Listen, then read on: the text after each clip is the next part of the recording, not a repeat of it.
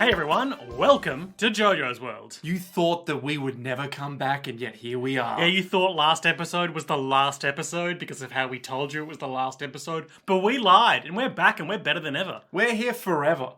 Don't forget. Wait, what are we not forgetting? Nick. Have I made that rookie error again? This is Jojo's World, our Jojo's Bizarre Adventure recap and discussion podcast, where we recap and discuss Jojo's Bizarre Adventure by Hirohiko Araki. Praise be to the almighty Araki. The only anime worth watching. It kind of is, isn't it? Like, when you boil it down, there's only so many animes that you can watch, and this is the one. This is the one. If I had to only watch one, it would be this. It's just perfect. Or Revolutionary Girl Utena, which is also good. Or maybe Trigun, which is the best I haven't seen it. Ah. Nick, they're making a new Trigun. What do you think? Well, I haven't watched it yet. Okay, are you saving it for the podcast? No, I just want to Will you save it for the podcast? I mean, absolutely not. Nick, I'm waiting for all the episodes to come out. Okay. And then You'll bam. watch them all in one day. Exactly. I was thinking the other day, Nick, between... did we talk about this last episode? Maybe. I don't know. Between Stone Ocean, Utena, and Bubblegum Crisis, in the last hiatus, we were really in kind of our girl power era. And I'm intrigued to see what our next era is going to be after we wrap up Stone Ocean. Well, it's very awkward if we transition to manpower, because that's just cars. Like, we just do car anime. Or horses. Well, I was thinking, of course, famously Steel Ball Run is a Western anime. Ooh. So we could do Trigun, we could do Cowboy Bebop, we could do the Wild West other ones that probably exist that I don't know about. There's probably got to be about 1 million Wild West animes that we don't know, and they're all isekais or like some No, all isekais are JRPG knockoffs. No, not all of them. Okay, maybe I'm trying to think of one that isn't a JRPG. And also, knockoff. none of them are worth watching. Bold stance, but I stand by it. Wow. Okay. All right. That's bold. I don't like it. Can you countermand me, Nick? Defeat me with facts and logic? Is there an isekai worth watching? I would say there might be, but I just don't know about one or care. Speaking about not knowing or caring, did you know that we have a new patron? No, what's that? Well, our patreon.com/Jojo's World is really kicking off lately, as we are mid-season on part 6. The people love it when we do Jojo's Bizarre Adventure, and don't really care when we do other things. Literally, if we do 40 minutes of rambling, then followed by 5 minutes of Jojo's Bizarre Adventure, the people are like, they get it. Molto bene. They're just like, de molto. That's a delicious pasta.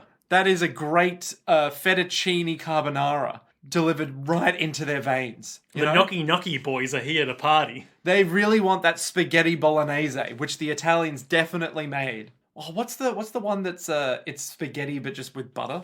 That's like really popular in America.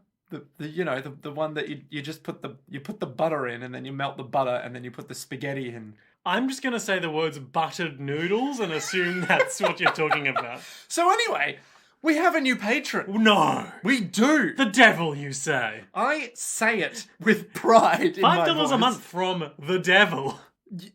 Okay, I don't want to call him the devil, but certainly a devil, that's for sure. In a very Dungeons and Dragons... Devilishly handsome. A real Avernus Plane of Hell style. This fucking guy. You know what? Devil, if you know what I'm saying. I don't. Well, guess what? Promotional consideration for this episode was furnished by Dungeons and Dragons, apparently. Nick's not looping me into these kickbacks. Oh, God, no. Let me tell you about the OGL. Or not, because I'm going to tell you about our newest patron, S. Parks. S. Parks. Who gave us a lovely patron message that said that we rock. Oh, that's nice. Yeah. We love to hear that we rock, especially from such a famous animated show as S. Park.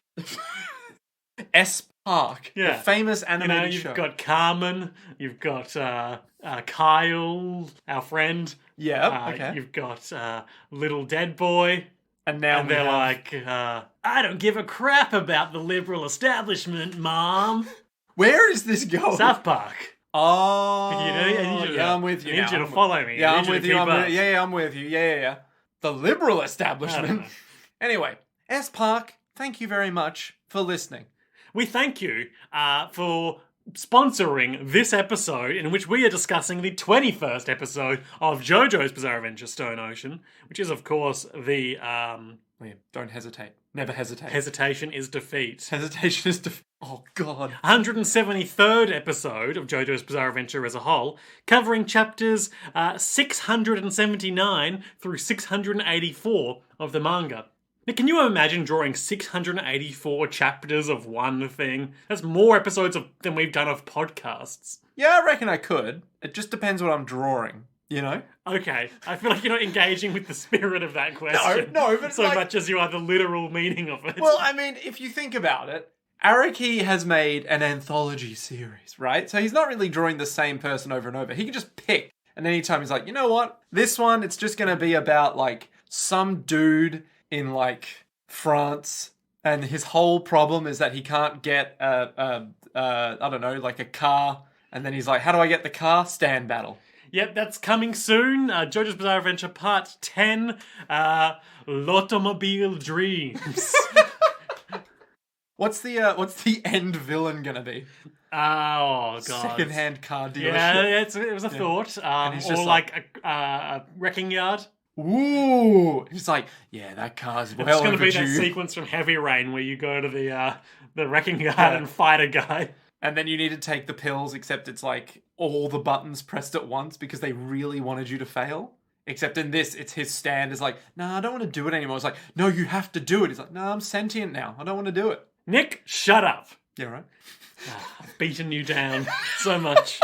Over the years. Learned helplessness. Hey, hang on, that's bad. Now, Nick, I want to share with you some words of wisdom from our friend Hirohiko Araki. I will submit. From the 10th volume of JoJo's Bizarre Adventure, Part 6, Stone Ocean. Mm-hmm. Now, you might remember previously in the 9th volume, he was ruminating on how to draw a manga without tiring yourself out. Oh, with his weird hand, the way that he holds his pen or something? Yeah. Yeah. And he concluded on the statement, the problem is he's only trained his particular arm muscles, which isn't good. And he continues now. The first thought to cross my mind is that I must work out the left arm. But it's not easy for a mangaka who, by drawing only works his right arm out for hours. Mm-hmm. You won't believe it, but becoming left-handed for my everyday life is the only solution I've found. And here I am, lifting my towel, my umbrella, my toothbrush, my coffee mug, my TV remote, and my chopsticks with my left hand. I hope that I'll correctly train the muscles of my left arm, but there's another way not to suffer fatigue too much. To be continued. Oh, God damn it! Araki, don't just give me the secrets of your life. So he's literally like Inigo Montoya-ing himself with manga. You don't realize that I am not left-handed, so I can draw this within the time limit. What? I will meet my deadlines. But like, okay, just from a purely like, this isn't as dumb as it feels now. I've gone too far. He's saving his right arm for manga and doing his left arm with everything else. So like, your right arm is perfectly crafted for manga and nothing else. Yeah. It's like if you ever get like a sore finger on your left hand, you're like, oh, this would be way easier than the right hand. You go to pick up a kettle, snap, right arm's gone. Because it wasn't manga. Exactly. The right arm says back to you, no. I'm only for manga. You forgot. It's a Junji Ito fucking nightmare where your right arm is like, hey, no, I'm only for manga. And you go, my right arm, it can talk. It's only for manga. And then like, obviously your like little sister is like drowning in a car accident and you can save her. But you can only reach her with your right arm. And your arm is like, no, I'm only for manga. And it's like, just grab it. And it's there, slowly. Or alternatively, you're reaching out like, take my arm. And she's like, no, your arm is only for manga. Is this the guy who's under the pillar kind of deal? Yeah. Where it's like, quick, grab my hand. No, live on with the manga. But you'll drown. It's worth it for manga. 3 years later, his body's still in that pool. And so is his right arm. But the manga goes on. Because the arm? That's only for manga. The arm is timeless. They just put... As timeless as the very manga it creates. JoJo's Bizarre Adventure. I was going to say, they just put the tablet pad in the water and it floats over. I feel like that was a good segue, Nick. No, it's just the mental image in my head needs to be put down somewhere. Okay. It's just the right arm's just stationary now. I'm going to need you to speak a bit more clearly for the podcast that we're recording. The piece of paper's moving across the water and everyone's watching as the right arm is just magically moving and making a perfect sheet of manga every day. And they're like, I don't know how he does it. he trained up that right arm so well, even in death. Bury me with my manga arm. But they couldn't. The manga was too good. Shonen Jump wouldn't allow it. Oh man, someone needs to make that. Anyway, Jojo's Bizarre Adventure is a manga. Bizarre Adventure. Part 6. Stone Ocean. Stone Ocean Episode... Down. Shut up. Oh. Awaken. Wait, was that the name of Yeah. of the entire episode? Yeah. You know, in context, there could have been a better name for the episode. Oh yeah, what would you call it? If you're so smart. I would have called it Baby Run Foo Fighters I'd call Destiny. it Baby Stand. Baby Stand, Foo Fighters getting it. We open with Foo Fighters ruminating on the nature of their existence. And they're like, if I have water, I've got sustenance. But that's not what makes me truly alive. You see, back when I was Enrico Pucci's guard dog, I was alive, but I never really formed any memories because I just followed the orders and did my duty. I did my day job and that was it. But I was inspired by Jolene, and ever since then I've been living and gaining memories. The weird graffiti on prison phones, the lint-covered blankets on the smell and on the bed, and the smell of garbage, the sounds of doors opening and closing, and the toilet flushing even. The fun times we had together. And then we see them all having fun times in Emporio's secret music room that we've never actually seen them have.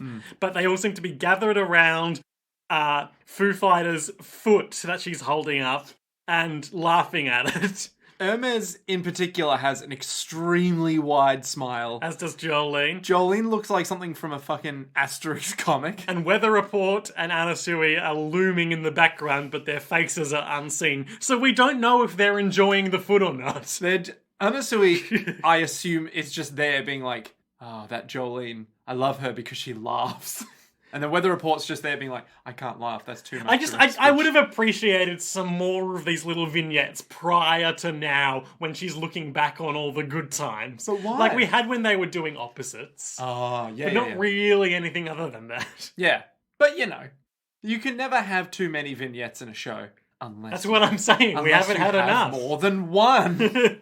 I'm her biggest fear is not dying. Oh. It's losing those memories that make her her person. Oh, so if she died That is also my biggest fear of cognitive decline. Oh god. Not physical decline like Foo Fighters isn't afraid of? Exactly. My god. Because Nick, really aren't we all just sentient colonies of plankton swimming around this bloodstream of a corpse we found? Nick is looking at his arm pensively. I'm gonna have to disagree with you on this point. Jolene's memories power her up in moments of strife. It's true. Memories give humans power to keep going at a cellular level, she says. Also true. This is an understanding that I, Foo Fighters, lacked before meeting Jolene. Indeed. And now we're back in the present as Foo Fighters is staring down Father Pucci with a iron gate between them. Still holding her finger gun and in a very strange pose. Yeah, that's what it means to be an intelligent being. And Pucci is like, what are you going to do? Are you going to kill me or D&G? She hesitates just for a moment. Hesitates for a mere moment before going to shoot D&G, who is not saying or doing anything, but is conscious. And they're like, do I walk away? I'm hearing a lot of talk about killing me, D&G. I don't care for that. Imagine if, like, you were at a restaurant somewhere and, like, the people on the table Hang on. I'm imagining being at a restaurant. Okay, imagine the felt line. No, hang on. I'm still going. Okay. Yes. Who's there? I feel the linen tablecloth underneath my hands. What do you smell? Pasta. It's an Italian restaurant. Of course it is. Of course you would imagine an Italian restaurant. Now, think to yourself, what are the people on the table next to you saying about killing you? They're saying how much they really don't want to do it because they like me a lot. You're in the wrong restaurant. You go back. In your dreams. We have to go deeper. Listen, is there another restaurant that you're thinking about inside this restaurant? Oh, you mean like in the McDonald's playpen? Yes. I'm like, coming in there, you have to be a child. Liam, stay with it. Trust in the process, okay? Oh, I remember listening to this podcast a while ago where they were reading transcripts of US military experiments into psychic powers. Into psychic powers. Yeah. As in, like, them thinking really hard and then being like, I can move the thing. Or, like, seeing visions of things for intelligence gathering purposes. What year was this? Oh, would have been in, like, the 70s or something, you know, when they were doing all this crazy, stupid bullshit. Yeah, okay. That makes more sense. Yeah. But, like, so in this particular transcript, they was like, visualize Mars 1 million years ago and tell me what you see. I see a race of giants. They're peaceful, but sad. Ah, yes, very good. Crosses out eligibility. Yeah. That's just a thing they did for, like, 20 years. But, like, is that one of the questions they actually asked? Yeah, that's why I'm telling you there was a transcript of it. But what would they hope to gain from asking about Mars 1 million years ago? Hey, if you don't know what's there, you don't know what's there, right? But just, like, imagine if I asked Hey, if you've got a psychic that can see through time, nothing wrong with asking what Mars was like 1 million years ago. What possible thing could that help you with? Prove there was life on Mars. Well, prove. Yeah, exactly. You're just like, is there life right now? But No. I think, you've got to buy into the conceit that you believe this is worthwhile, otherwise why are you doing it? Yeah, I guess so. Do you think that if I asked you something that you would definitely know nothing about, there, like, enough times, you'd be able to answer one thing correctly? Like if I was, What? Like if I was asking you, what color is your neighbor's shirt 3 days ago? White. Now see, I don't know if that's right or wrong, but on some level, it could be. Yes. I'm writing that down. Now here's the problem. What possible use could I have for that information? Well, what if it wasn't my neighbor and the color of his shirt? What if it would say Fidel Castro and what he was writing down at that exact moment? Or Dio. 30 years Spirit ago. photography. This is just spirit photography. Yeah. Useless. It all comes back to Jojo. Oh dear. Anyway, Foo Fighters hesitates for a mere moment before going to airhold D&G's face. and as we know, hesitation is defeat. Hesitation is defeat. Sword Saint Ishan taught us that. God, I had a visceral reaction the first time you said hesitation is It's defeat. so cool. Oh my god. It is cool, but at the same time, it brings back all the memories. I'm gonna play Sekiro again sometime soon, but not right now because I am finishing off Yakuza Like a Dragon. Ooh, is it good? It is good. Good. Karaoke, Dragon Kart, Escaping animals? Ichiban Holdings Consortium Management minigame. Is this the one with the gorilla? No, It's it's the Consortium Management minigame. No, but don't you hire a gorilla to help manage things? No. Oh. I unlocked a chimp the other night. chimp. That's an entirely different animal. Yeah, okay. And I've also long since finished the minigame. Oh, okay. That's a shame. But it's cool. It's like a JRPG, but it's modern times. And like the equivalent of, how in like a Dragon Quest game you'll start doing little jobs around your like isolated village at first. Mm-hmm. The equivalent of that is like living in and getting involved in the needs of this homeless camp. Because you're currently homeless? Yeah. Yeah. Because you got shot and dumped in a river. As one who is homeless is to do. Get shot and get dumped in a river. No. Oh. Are you saying that there's other reasons? There's more going on. What? Are you saying that the system has more failings? It's also just nice playing a JRPG where you aren't like sexy teens, Yeah, everyone is an adult with full bodily autonomy, and they're mostly middle-aged. Yeah, and they all have jobs. No, crucially, they don't. Or like you give them jobs that are just like, yeah. A significant significant inciting incident of the plot is you being like, okay, we're homeless, we have no money. Let's go down to Japanese Centrelink and see if they can get us a job. Yeah. But then they are like, oh, you're a plumber now. Yeah, and then you can use that to switch your combat jobs. Yeah. Such a weird... I mean, I love it, but it's so weird. It's such a weird system. Right now, I've got Ichiban Kasuga, or Kasuga Ichiban. I always forget which way that goes. Yeah. Because, you look it up and it's written one way for English and another way for the original Japanese version. And you just kind of go, yeah. I've got him set to Hero, which is his default job, or his second default job, which wields a baseball bat that he found stuck in some wet cement and withdrew like Excalibur. Okay, all right. I've got Nanba as his default home... No, sorry. I've got him as the host job. Yep. Because I want to unlock some ice magic attacks. So when you say host, do you mean like in a restaurant? Like a host or like club. Oh, okay, yeah. So he has he's got a fire aspected attack where he throws a rose at them. But I want to get his cross-class ice bucket move so that I can put him back to... Well, first I'll put him to Fortune Teller to eventually unlock a lightning-based ability on that. And then I'll put him back to his default homeless guy job. So I've got the full trifecta of fire, ice, and electricity magic on him. Which, of course, as a homeless wizard, is the perfect kind of unifying... It's full elemental coverage, Nick. Yeah, exactly. You hit all the weaknesses.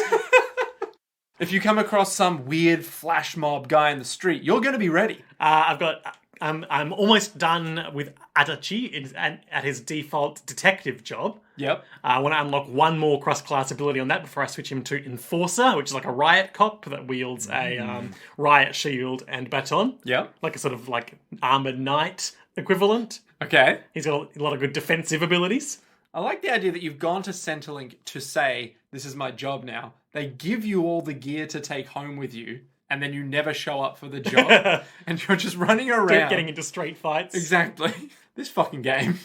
Whitesnake strikes Foo Fighters in the back of the head and starts to withdraw the discs from her head. And Poochie is like, I bestowed your stand and intellect upon you, and I can take it away. Oh my god. Oh no, the very thing she feared. Her memory's gone. Her intellectual descent. Pressing. When I think about Jolene, I feel courage swelling up inside me. That's what memories do. So she says, this is my intellect, and shoots herself in the head. Imagine being that guy. Or more accurately, I suppose, shoots Whitesnake in the hand via shooting themselves in the head. Yeah. Thus spraying blood everywhere. And that blood is full of plankton, which sprays all over D&G and enters his facial orifices and then explodes him from the inside out. So now he's dead. He's dead. Like, well dead. He is well dead. But Foo Fighters has been deprived of the protective shell of Etro's body. Oh my god. But how... What? But no. Meanwhile, on the fan boat, Yo-Yo Ma dies. Oh. The world is deprived of a great cellist. Yo-Yo Ma's just... And Anasui and Jolene are like, there's the baby. Look, it's over there under that little husk of wood. And they're watching it as hands come out. Yep. And they're like, easy. Does that mean it's born? One of them says. Jolene still can't talk at this point. And she's like slowly threading her tongue back together. But she's not there yet. And then the hands sort of come out a bit more. Why were the prisoners mutated to make this thing? And then the boat hits a rock and it falls off into the water. And they're like, oh. And I thought to myself, oh, done. Meanwhile, Poochie's yelling at his own stand, being like, you can't let Foo Fighters escape. And Whitesnake is like, I know, Dad. I'm you. Jesus. Read the memory inside the disc. Tell me the whereabouts of the spawn of Dio's bone. Foo Fighters takes shape in the driving cabin of the prison van because it slid an amorphous mass of plankton slithered through the barred window. And I like the revised Foo Fighters design we see now that they have a sense of self. Yeah, and it's like, it's no longer the weird machine it's cell still thing. like the black robot-y texture, but the face is Atro's face. It's like they've gained memories and identity. Yeah, it's cool. I like it. And they're like, I have to tell her that Poochie is the villain of the piece. But then Whitesnake phases through the front of the truck cabin and they start... I heard about this thing recently called car jutsu. Car jutsu. It's like Brazilian jiu-jitsu. Okay. But in a car. Okay. As in like when you're fighting in a car. Yeah. Like not with a car, but like you're inside a car. Yeah. And you're like, okay, I've got a seat here. There's a guy behind me. How do I kill him? Yeah. Wow. It's like a competitive fighting thing. It's a competitive fighting thing? Yeah. Oh my god. Okay. How do I get in? I've heard about two variations. I haven't watched any of this myself. I just heard someone talking about it the other night. Okay. There's either variations where you can win by tapping out or by kicking someone out of the car. Or variations where...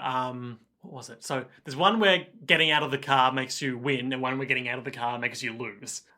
Okay. So like you have to escape or you have to kill, basically. Depending on the rules variant, or you can get them to tap out. The president is sitting in the seat next to you. And like obviously cars are not very roomy situations. So you can use the seatbelt or you can like jam them in between the two front seats. Oh my god. Oh my god, that's amazing. Is there a one of them for like just getting on the car roof? I mean, you just have a fist fight? Yeah. And oh no, the handbrake has come off. And they're on a moving vehicle. Apparently Americans don't put their handbrakes on unless they have to.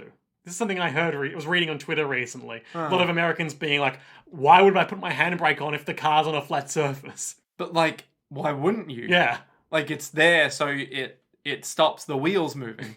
Like, it's less strain on the... What? What? Okay, is this like a common thing in America, or is this just... I mean, a lot of people on this Twitter thread had strong opinions on it, but that's also something that would self-select for people who have strong opinions on it, true. right? I mean, given the slow decline of Twitter, or rapid decline, That's rather. not really relevant to this. Yeah, but I mean, maybe it is. I don't know. Maybe the people that are still tweeting are like, I get Yeah, it. the only people on Twitter who are left are people who refuse to put their handbrakes on. Because they love going downhill uncontrollably. Exactly. It's like, why would I put my handbrake on a flat surface? It's like, do you think Twitter is a flat surface? Do you think it's not a downhill? Like, well, we'll just fucking find out with time, won't we? No handbrake here, buddy. Nick is making handbrake button motions with his hands. This is what I think an average Twitter user is like. Oh, Just okay. like, He's typing on a phone. like a goblin laugh. Is that you whenever you post anything on your Twitter? You go, that'll make them laugh, the bastards. I haven't really been doing a lot of tweeting lately. That's good. That's a good sign. This is, a positive mental effect. So Whitesnake and Foo Fighters are doing some kajitsu. And they're all like, I'ma get you. And Whitesnake is like, are you trying to reach the faucet at the entrance? Well, I'm gonna fuck you up first. So Whitesnake will use its enhanced physical power to, grapple Foo Fighters as Foo Fighters repeatedly tries to unload repeated bullets of plankton into its head. And alas, it can't quite get away. Not yet. But, Whitesnake rips off Foo Fighters' arm and hucks it away, not realizing that that arm is also a sentient colony of plankton, which just turns around and goes pow pow pow pow. Shooting Whitesnake such that it must let go of the rest of Foo Fighters. Foo Fighters manages to escape the Kajitsu arena, thereby either winning or losing, depending on the rule set. Well, we'll find out soon. But it's only their torso, their upper torso, just laying on the floor. Father Poochie's all like, you can't get away. Why don't you tell me about the thing that was created in the punishment ward? We'll just have a nice chat here, huh? You see, I could just read your memory disc and learn all about it, but I want to know your opinions. Was it beautiful? Because apparently he can't read soft things like opinions or... We've seen how the disc memory works. You just see the visual representation of what they saw. Yeah. He's not going to get Foo Fighters' value judgments about the thing. Exactly. Unless in the memory, Foo Fighters goes, that's hideous. And then it's like, you said that's hideous. Why did you say that? Is that you trying to say it's beautiful? Are you trying to fool me, knowing that I could read your mind? That would be a good twist. It would be a good twist. If it was about something more consequential. And it wasn't in JoJo's Bizarre Adventure. Yeah. It's the equivalent of, angling your body cam away. Did you say that thing to make me think that you would say that thing, so you didn't say that thing, but then you did anyway? I think that Jolene and Sui are just going to kill the baby, so you're shit out of luck. Oh, shit. Well, I guess I just got to kill you then. Well, what happens is, So if I remember right, Whitesnake gets out of the van. Yeah. Father Poochie's all like, I made you, I can kill you again. Well, he's still asking questions. He's like, what was it shaped like? Did it grow faster than you suspected? And then Foo Fighter starts talking and is like, I thought it was going to drown in water. And then, what else was there?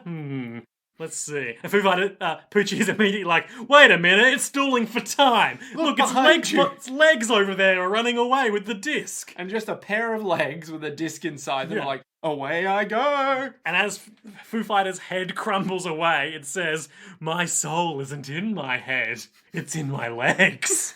My intellect doesn't exist here. It exists in my left foot. I can go tell Jolene everything. And Foo Fighters extends a pseudopod from its hips and basks in the glorious water pouring from the faucet. But then, betrayal, as Poochie takes another disc out of his sleeve. This guy's got so many discs. He always has discs on him, It's like the 90s. You always had to be carrying at least 5 discs. Yeah, you got your CD wallet. Oh, yeah.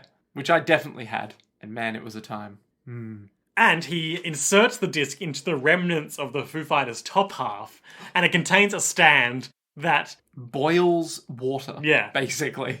So as soon as the water touches Foo Fighters' body, this new ability boils it beyond a temperature that any living thing can live at. 32 degrees Celsius. So we know that the water is at least 32 degrees Celsius. How high beyond that? Is that true? Can no aquatic organism on Earth dwell in water hotter than 32 degrees Celsius? What about like extremophiles? What do you mean? Oh, like those Like those, volcanic, those volcanic vent, like mollusks and things. Well, that's not water. That's just a volcanic vent, right? I think the water underneath would still be relatively cool Why? because it would evaporate, and then you would either still have water there, or the water wouldn't be that hot, right? And then in the hot What about pools- convection though, Nick? what about convection, Lee? No, I reckon it would. Convection does not imply causation. I reckon it would have to be true because, like, It would have to be true. all those creatures don't live in hot springs because they're notoriously pretty clean, right? I'm not talking about hot springs. But like they're hot, so nothing would live in them. So if you had like a volcanic area where the water was hotter than 32 degrees, nothing could live in them, right? Because they'd just be warm and like real hot. Maybe? I don't even know what you're trying to say. Well, like you've got like the bugs that can live in freezing water, but I don't know about super hot water because they just boil. Microbes that thrive in some of the most extreme places on Earth have discovered another cozy place to live in. Inside homes across the United States. Extremophiles, like those found in hot springs and thermal vents, are also it. common in residential water heaters. Oh, so I was entirely wrong. But it's like microscopic life, it sounds like. Like plankton. Yeah, but not this kind of plankton. Not psychic plankton. There's only two kinds of plankton that I like to hear about. Psychic plankton and no other plankton. And plankton from SpongeBob SquarePants. Ah, crabs. Eugene Krabs. I'll get you, Father Poochie.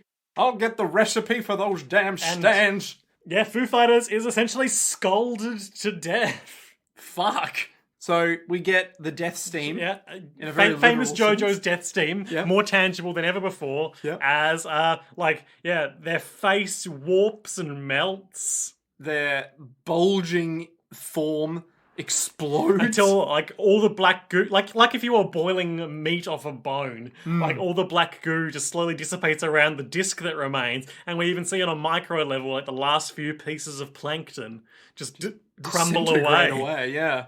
And the disc clatters to the floor, and that's the end of that scene for this episode. Fuck. Brutal. Foo Fighters is gone. That's Then, it. meanwhile, after the ad break, they're on the fan boat, and Anasui's like, shit, don't tell me the baby drowned. Look, problem solved. Problem solved. Jolene sews her tongue back together so she can talk through this stand battle. And she's like, oh, look, the baby's over there. It's crawling into the bushes. Oh, we can't let it get away. We better chase after it. It does also look about 10 centimeters away from the bushes. Yeah. It will never reach the bushes this episode. I don't know whether it's a plant or not, but I don't want it to go anywhere. So, naturally, Jolene begins running after it. And immediately, Anasui starts yelling, "Stop, Jolene! Stop!" And the baby throws back a pebble. Don't move, look at the rock by your own foot. And it's a big rock. So big that maybe even Jonathan Joestar could lift it. Huh, that must be a pretty sizable rock. Yeah. And Anasui's like, that rock.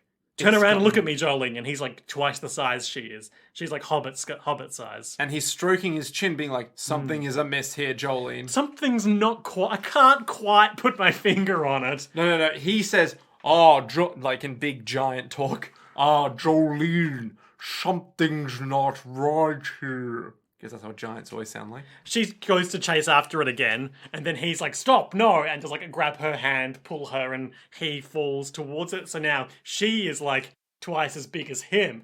And he's like, "Oh no, I hope Jolene doesn't step on me." He's just like, Jolene, I know what needs to happen. Jolene, I hope you don't put me in your mouth. And Jolene's like, Anasui, what is wrong with you? So Anasui's like, Shrink her down. Boom. we've done it. We've gotten every possible needle thread here. Second shrinking stand in Stone Ocean. Wait, what was the first? Gwess, remember? Oh, yeah. Wait, so is this going to be Gwess 2.0? No, it won't be, because it's very different. Anyway, so Anasui's like, did you notice that when you get closer to the baby, you get smaller? And he walks towards it to demonstrate, and she says, "It looks like you are the one who grew shorter to me." And he's like, Jolene, what the fuck is wrong with The you? baby stays the same size. We get smaller. Now, the thing is, if we get smaller when we get closer to it, we're in a real infinite limit situation. Is the baby small, or is it just far away? So, when we get closer, we halve. No one's actually shrinking. They just don't understand perspective, and that when the other person walks towards the baby, that they appear to be getting smaller. So basically, what's happening is that when they get halfway towards the baby, Anasui starts sketching some maths in the so, dirt. So it's the classic. If you What is it? Is this an asymptote? Yes. So it's like what is I the remember high school maths. Yeah, it's like, do you ever reach somewhere if the distance to get to it halves, right? Because you always have to go So your height, and therefore the distance you can travel, decreases in proportion to how far you are approaching the thing. Exactly. So you'll never reach it. Yeah, so if you'll you're always be halfway- halfway away from it. if you're halfway away, you're half the size, double the distance. And then if you're a quarter towards it, you've already made up like 3/4 of the distance, but now you have a quarter left. But now you're quarter the size. Proportionally, the remaining distance is still insurmountable. Exactly. So he's like, so then will we ever reach it? And the obvious answer is yes. If you went on for infinity, but you can't. They don't have that kind of time. That no one's got time for And that also, shit. isn't the answer still no? Liam, I don't want to have to explain infinite limits to you, but no, the answer is no. You can reach it if you go for But they'll infinite keep time. getting smaller. Yeah, but after infinity, you'll reach the limit. But they'll still be smaller. Yeah. Why is there a limit? It's magic. Yeah, that's what infinity is. So literally, my lecturer described calculus as magic because you're like, so this doesn't make any sense in reality. But by the magic of calculus and infinity, it does make sense in reality. You're like, what? And then the baby looks over its shoulder back at them. We get our first good look at its face. And it's fucked. What do you think of it, Nick? I like it and I hate it. Describe it for the listener. It has big, glowing red eye buds. With sort of like flower-like protrusions around the eyes. Its And eyelashes are like growths. They're not hair. Petals on the cheeks. It's got a real goblin vibe and like leafy big cheeks. goblin ears. It's got a leaf in the middle that's like a 3-leaf clover just between its eyes. Its nose is sharp. Its nose is normal. But sharp. Yeah, normal for a Jojo. And its mouth is like a baby's mouth, but more menacing. Baby. It's all Stand. It's all green and bluey. In order to get my father's memory back, I have to get the baby, Jolene says. We can figure this out. And she runs towards it, and then Anasui's like, You fool! I love how focused she is. I wish that she would look at me with that focus. I'm here because I'm drawn to the way she focuses on one thing. You know, if her eyes could focus on me like that. But she never will. And that's why I love her. The baby takes interest in a bottle briefly. It seems inconsequential now, but is essential later. Yeah, touches the bottle. The bottle's like pretty small. But then Jolene's like, okay, my She tries thread can reach stretching her thread out after it, but that also falls prey to the same principle. because she needs infinite time. She can't travel for infinity, and thus it will never reach. So she tries jumping from on top of a leaf because she figures gravity will get her the rest of the way. Hey, guess what? It would if she could travel for infinity. Okay. And if a stand didn't show up to fight her. Yeah, also that little...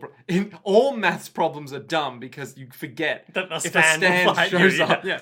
It's not accounting for all externalities. Exactly. The ultimate math theorem, the stand shows up theorem, says if you ever run into infinity, just remember that a stand shows up halfway through and fixes that for you. So this stand, it looks like one of the Twilight enemies from Legend of Zelda Twilight Princess, but with two jet engines on either side of its face. Oh, yeah, I can see that, yeah. With a big flat faceplate, monster-like posture. It's like weirdly bird-like in a way, like it's masked. It's got a little beak kind of thing, Yeah. and like a shock of orange hair. 4 weird mechanical eyes, goggle And things. it's chewing or like a baby sucking on her string.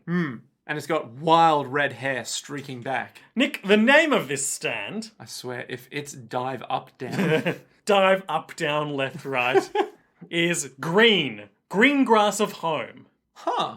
Is that a Fleetwood Mac song? Fallout Boy song? No, it's a song originally by Porter Wagoner, but famously covered by Tom Jones. Ah. Now, I know Tom Jones. Not personally. He's Welsh.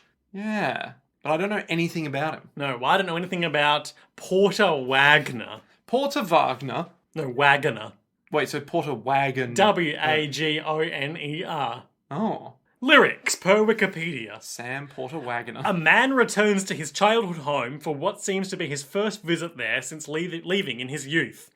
When he steps down from the train, imagine if this was just the lyrics verbatim. I literally was like, these are weird lyrics. When he steps down from the train, his parents are there to greet him, and his beloved, Mary, comes running to join them. They meet him with, quote, arms reaching, smiling sweetly. With Mary, the man strolls at ease among the monuments of his childhood, including the old oak tree that I used to play on, feeling that it's good to touch the green, green grass of home. Abruptly, the man switches from song to speech as he awakens and sees 4 grey walls surrounding him and remembers that he is in prison.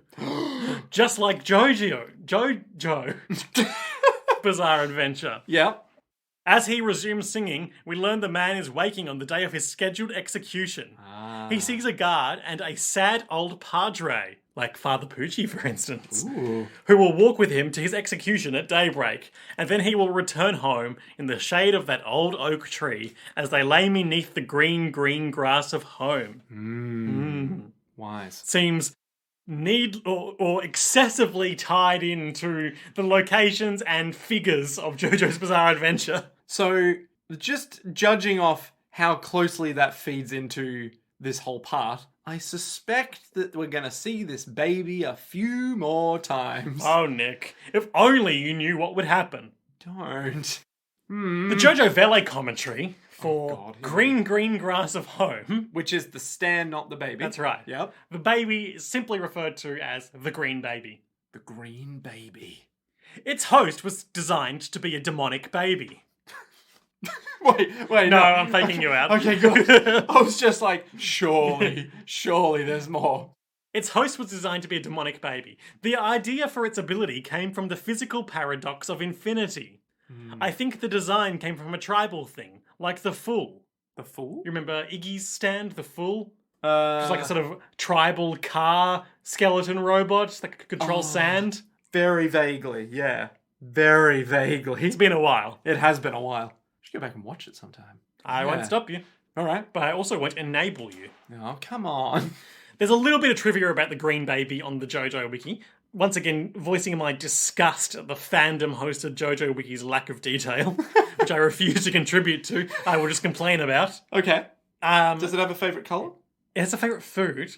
That's not a colour, though. It describes its race as homunculus, because it's an artificial being created from the bones of... an old dead vampire? Technically a bone from Jonathan Joestar, as we've discussed. But, like, he was all vampire at that point, I guess.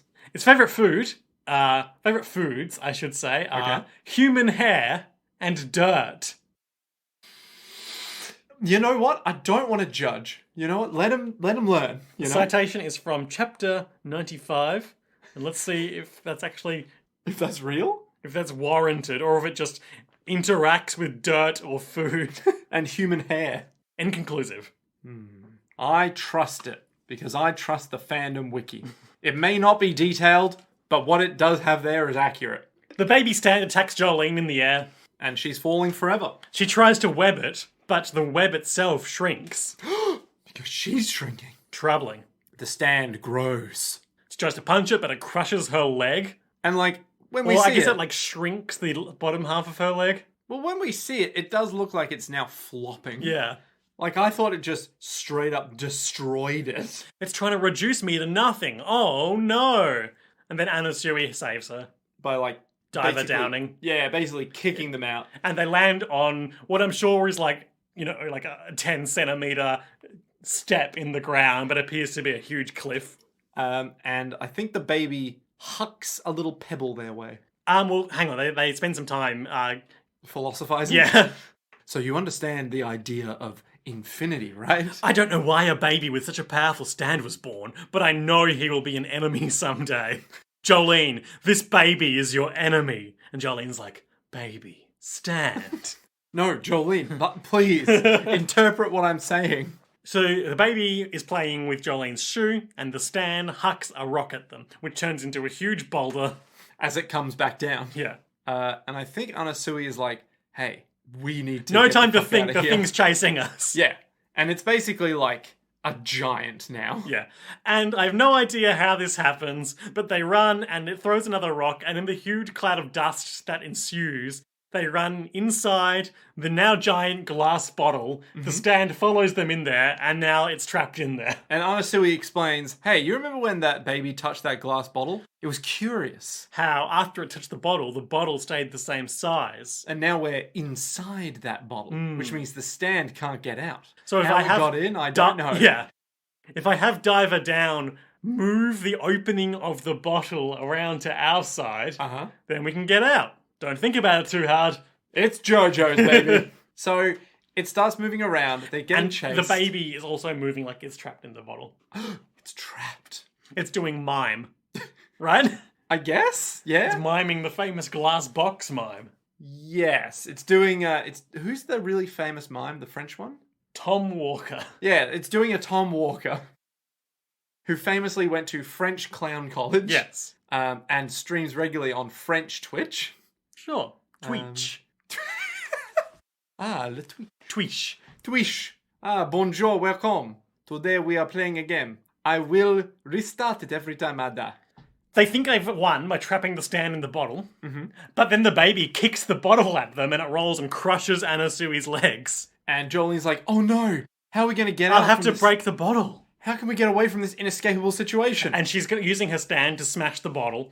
And Anasui's like, don't smash the bottle, the stand will get out, then we're fucked. And she's going to do it, she's going to keep doing it, and then the baby reaches out because it spotted her birthmark. Reaches out and touches it, and then they're big again. Hooray! Oh, what a Deus Ex Machina. And like after a brief pause, the baby is suddenly on her shoulders and it's like pawing at her birthmark. And it's a really weird, like, I just want to claw it out of her skin. Or just like, nyeh, nyeh. Yeah. And Anasui's like, well, looks like we got out of that one. Jolene, it likes you. And Jolene's like, I can't be a mother. I'm I'm too in prison. They'll take my baby away. Who will care for little Emporio if I have to look after this guy? And Anasui's like, well, it's not going to be fucking me. The only person I care about is you, Jolene. Yeah, I love the way you stare at things. And she's staring at this baby being like, what the fuck is your problem? It likes her? No, that's not it. I have no doubt about it. He will turn against us. I can only sense endless darkness from this baby's ability. Yes, we may need this baby to retrieve your father's disc from Whitesnake. But I must kill it while I can. To be continued. What a fucking weird episode. Anasui steadfastly resolves to kill a baby. Look, we've seen worse on this show. Have we? I want to say yes. Somewhere along the line, something bad has happened. Undoubtedly. I mean, I don't know what it was, but something bad has happened. I just want to point out quickly before we get into our post-show segments. Someone got in touch on Twitter recently to highlight a bit of trivia we overlooked. Twitter? Good God. Or as the French would call it, Tweet. Twitter. Oh, yes. Twitter. My favourite French website. I'm honestly just trying to think of a French pun for Twitter. So D&G, who sadly died this episode, may he rest in peace. Rip in peace. God rest his soul. D and God rest his soul. Handspike got in touch to let us know. Fun fact that maybe you two would have talked about next episode anyway. And we did, but only because you said this. Yep, thank you very much. A self-fulfilling prophecy. Oh my God. The reason D&G is in jail, apart from being a dirty cop... Yep. Now, I don't know if they mean a dirty cop or a corrupt cop. They just got in there, they're like, oh God, I'm just covered in this filth. What will I do? Go to jail? That's not the worst plan I've ever heard. Is that he believed Nostradamus' prediction about the 2000 apocalypse and went on a killing spree, quote, shooting several people he didn't like. Fun guy. Wasn't Nostradamus like an ancient philosopher? Or fortune teller? Guy? Prognosticator? Who believed that he was the only real person alive or something? I don't think that's the case. Or maybe he was like, no, I'm Nostradamus. I'm the most powerful being in the world because I create my own reality. Nostradamus put on the stone mask. And then became Nostradios. Nosferatu. Ah, that makes sense. Yeah. What the fuck? Nosferatu? Yeah, I'm with Nosferatu. Okay. Yeah, I get it. Oh, you're with Nosferatu now? Hey, I understand. Look, I'm just saying, if I want to keep this podcast going, I need an immortal being to help me out. I thought I was that immortal being. Liam, you may be fit, but you're not a vampire. I'm not as fit as I used to be. Got to work on that. That's age, baby. So what were our highlights and lowlights for this episode? It's a hard one to pick highlights for, I'm not gonna lie. My highlight is self-actualized Foo Fighters redesign. That's a good one. That is a good one. It's just a very nice, like, thematically and literally what we are being told right now. Yeah. It reflects the character growth through the design. Yeah, which we had this episode. Yes. I actually, you know what? It's a weird one, but I really liked how Whitesnake was just like, oh, I'm giving you another stand. That's how you die. Yeah. Where it's like, It's the way that coup you de live. grace. Yeah, it's like the way you live is now the way that you are going to kill yourself. I'm like, damn. That's weirdly smart. That's fucked up. That's like way smarter than Jojo's should be. Lowlights. How the fuck did they get in the bottle? That's true. How the fuck did they get in the bottle? Like, I saw that bottle and I was like, okay, sure, that's the bottle. They were Wait just a minute. suddenly in it. Yeah, they literally were like, bam, the They boulder. could have just had a line of dialogue where it was like, I used diver down to Yeah. phase us through the bottle. Or, But we didn't. no. So who knows? Could be anything. My low light is the gross, like, line of stand spit dripping from green grass of home as it's chewing on Jolene's string. Ah, yes. And it's like, nah. Yeah. Mm. Hate it when babies suck things. Why do you hate it when babies suck things? Saliva is gross. Ah, I see. You could never be a father with that attitude. All of your Switch controllers would just become like mattled saliva things. Mattled. Yeah, mattled. It's a word. Don't Google it. I promise it's a word. Well, Nick, Foo Fighters has Perished. been, That's it, just gone. steamed away by Father Pucci. Steamrolled, if you will. Father Pucci is on his way to retrieve the green baby from Jolene, who has bonded with it over mutual birthmarks. Well, I don't know if bonded is the right word. It's certainly been... Pacified it. Ooh, good pun. Not really. Well, it's been slapped by the baby a few And times. Asui is also there. Hermes' whereabouts are unknown currently. Do you reckon Araki killed off Foo Fighters? He's like, oh, I'm spending too much time with Foo Fighters. I gotta bring Hermes back. What will happen next time on JoJo's Bizarre Adventure, Part 6, Stone Ocean, in the episode entitled Time for Heaven, New Moon, New Priest. What? Time for Heaven, New Moon, New Priest. Oh shit, are we getting into JoJo's Endgame season? No, we've still bullshit? got like 15 episodes or something. Yeah, but that name... Okay. So, follow me. Okay, Time for Heaven. Every single end of season stand that we have had has had some bullshit to do with time. Even Giorno's stand has something to do with time. Because it just collapses time on the user and they're stuck in their forever nightmare bullshit thing. Right? I know what you mean. So, we've had... Every single end of season guy has time. We are attaining heaven. New moon, new priest makes me think that on the new moon... Like sort of new year, new me sort of thing. Exactly. Some weird thing about, I've attained heaven by like becoming a new version of myself. Sure. But it's Self-actualization. But it's like I've rewound or fast forwarded time in some way to do something weird, you know? Okay. Where like on the new moon, I can choose if like it's like Yoshikage Kira's thing where he's like, I'm just gonna like go backwards in time. Groundhog Day you. Yeah, but what if it's like he sees everything up to the next moon and then goes, nah, I don't like that. I'll pick this one instead. Or something like that. Like alternate realities? Yeah, something like that. But it's like a time-based, I went ahead and I didn't like it, so I went back. Oh, kind of like King Crimson. Yeah. So I don't know if that's... Which, like, let's not open that can of worms, but you know, the little vision element of it. You know what I mean? Don't nitpick me. Don't come at Liam, you monsters. Patreon.com/JoJo's World. So... I don't know, like, it feels like New Moon, New Priest is too... Unless he turns into a werewolf. Like, there's always that. There's been vampires. There has been vampires, so maybe attaining Time heaven... for werewolf. Yeah, attaining heaven is like...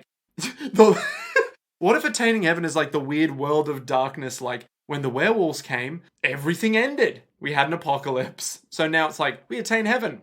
The apocalypse is coming. And then part 7 will just be like... The apocalypse happened, but the Joestar line continued. The Speedwagon Foundation rebuilt society, and it'll be like a completely different, weird, bizarre thing that goes down. I don't know. So what do you think is going to happen next episode? I don't think Poochie's going to get a hold of the baby. Okay. But maybe... Are they going to go back to their cells with it, or...? Now, the reason they came out here was to get the bone. So, first, they wanted to... Remember, the prisoners in the punishment ward turned into trees. Yep. And the baby was grown from the bone. And then Yo-Yo Ma ate the baby. So they were like, oh, let's take it somewhere and figure it out. Yeah, but now Yo-Yo Ma's dissolved. Yeah, so they had the baby. They have the baby. So... Jolene wants to get Jotaro's memory disc back. But what... Okay, yes. But I thought the reason they went to the punishment ward was to get Dio's bone. Yeah, so that they could get to the priest. To get to the... Yes, okay. They didn't know it was the priest, just Whitesnake. They just know that with Dio's bone, they can find out who they need to go get? Or lure him out. Yeah. Okay. So maybe they will take it back to the prison then. But then won't they take the baby away? Like, won't they literally be like, yeah, you're a prisoner. You can't just have a baby in the cell with you amongst all the other prisoners. I wonder if they can see it, if it's a stand or not. Oh, well, couldn't the... Oh no, the guards came in afterwards, so they couldn't see the baby in the plants. But could the guards could see the plants? Yes. So maybe they can see the baby. Famously, the plants were not a stand. Yeah, so maybe other people can see the baby? Okay. I want to say? Will they just hide it? Yeah, maybe they'll just hide it. It'll be... Jolene will unspool, like, her torso and just chuck it in there. I mean, maybe. I don't know. Or maybe they'll give it to... What's his face? A baseball boy. Oh, yeah. And just let it live Keep it in the memory of the prison's... Exactly. Nursery. Yeah, something like that, where Anasu would be like, I will look after the child for you, Jolene, because I know that you would do the same for me. Jolene will be like, no, I wouldn't. It's like, you say that, but I know you mean yes. Okay, what's going to happen with the baby? I don't know, because maybe stand. The baby's grown pretty fucking fast. It was born and delivered within the day. Yes. Maybe it'll grow into a weird... flower guy that doesn't have any empathy because he's a flower. Yeah, it's like what is it? Eternal Ring, where at the end you fight a literal baby. I don't know what this is. It's like it's from FromSoft. There's a game where at the end you fight a baby that's floating around, but it's like the most powerful god ever made, kind of thing. It's a whole thing. But maybe this little baby will grow up too fast and won't learn morals and like empathy and all that stuff. And so it'll become like a fully grown human. Oh, it's a metaphor for Jolene's own issues with her father. Ooh, maybe. But it'll be fucked up, because it's a weird plant version of it. Yeah.